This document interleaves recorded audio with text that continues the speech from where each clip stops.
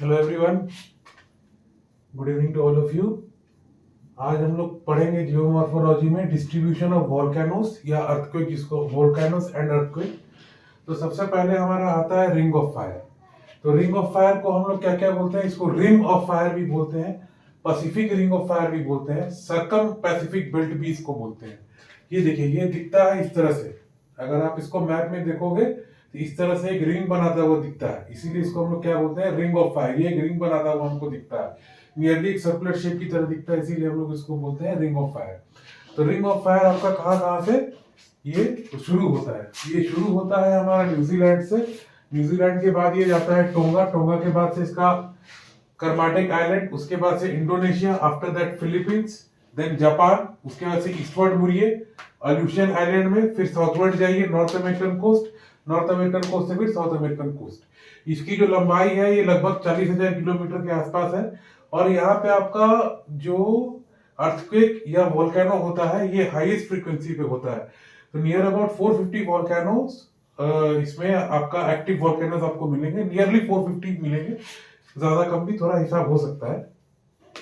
अभी आता है हमारा मिड कॉन्टिनेंटल बेल्ट। ये कहां से स्टार्ट होता है? ये स्टार्ट होता है सिसिली से इन मेडिटेरेनियन सी, उसके बाद से ये एशिया पहुंचता है, अल्बुर्स और जारगोस जो ईरान में है यहाँ पे पहुंचता है। उसके बाद से ये हिमालय पहुंचता है, वहां हिमालय के बाद फिर ये म्यांमार, उसके बाद से फिलीपींस पहुंचता है। आप लोगों से रिक्वेस्ट है कि जो मैं बोल रहा हूँ आप एटलस लेकर के बैठिए, एटलस में इसको थोड़ा मार्क करते जाइएगा। एटलस में आप मार्क करेंगे तो आपकी सुविधा होगी।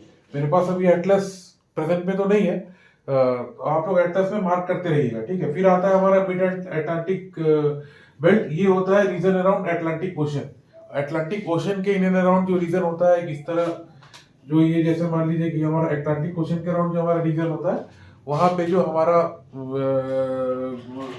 बेल्ट है उसको बोलते हैं आपका मिड अटलांटिक बेल्ट। तो अभी हमारा कुछ टेक्टोनिक प्लेट्स है, दे आर वेरी इंपॉर्टेंट, ठीक है। टेक्टोनिक प्लेट्स जो होता है ना, ये आपका बहुत इंपॉर्टेंट होता है। तो पहले आता है मेजर टेक्टोनिक प्लेट्स, फिर आता है माइनर टेक्टोनिक प्लेट। तो मेजर टेक्टोनिक प्लेट्स हमारे साथ है, there are 7 major tectonic plates, ठीक है। These are very important. सबसे पहला आता है आपका Pacific plate, you keep marking in your atlas. Then comes North American plates, उसके बाद से आता है साउथ अमेरिकन प्लेट, उसके बाद से Indo Australian plate, after that Eurasian plate, then Atlantic plate and then African plate. ये बहुत इंपॉर्टेंट है, एटलस में इसको आप मार्क करते रहिए। उसके बाद से आपका माइनर प्लेट्स तो आपके बहुत ज्यादा होते हैं, लेकिन हम लोग के लिए इंपॉर्टेंट जो है वो हम लोग डिस्कस करेगा। और सबसे पहला आपका ये जो रिंग ऑफ फायर का आपने शेप देखा, ये इसी माइनर प्लेट्स के कारण हमारा जो यहाँ पे होता है ये क्या बोलते हैं, वोल्केनिक एरप्शंस और अर्थक्वेक बहुत ज्यादा होता है इसी कारण से।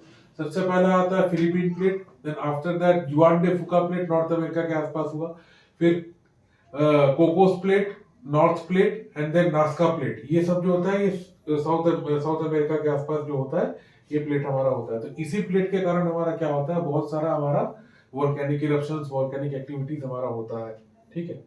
तो I hope the things are very clear. तो अभी जो मैंने इसमें बताया है आपको, ये एटलस में अभी मार्क करते रहेंगे आप लोग। तो thank you very much. If you have got any doubts आप हमको बता सकते हैं, कमेंट बॉक्स में लिख सकते हैं। Thank you.